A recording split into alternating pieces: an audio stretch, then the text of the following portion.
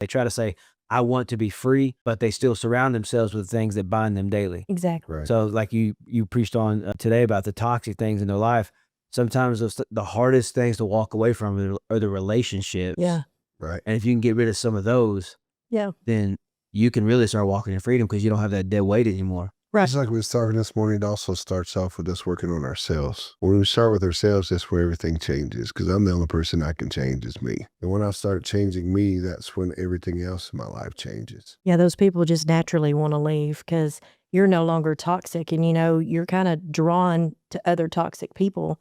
So when you lose that toxicity, then people are like, yeah, that's not for me anymore. And so they just kind of naturally fall off, which is a blessing, really. I explained to somebody who's talking, or they asked me, it feels like depression's trying to get me again. It feels like anxiety is trying to get me again.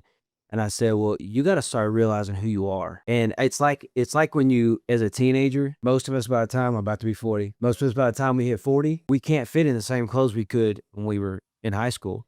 And I told her, I said, you got to look at that, whatever it is in your life, whether it's depression, addiction, anxiety, whatever, and say, I don't have to wear you anymore. I've outgrown you. And when you start acting that way, it makes it where you can get rid of things in your closet that you don't ever touch, you don't ever wear, but they're still there.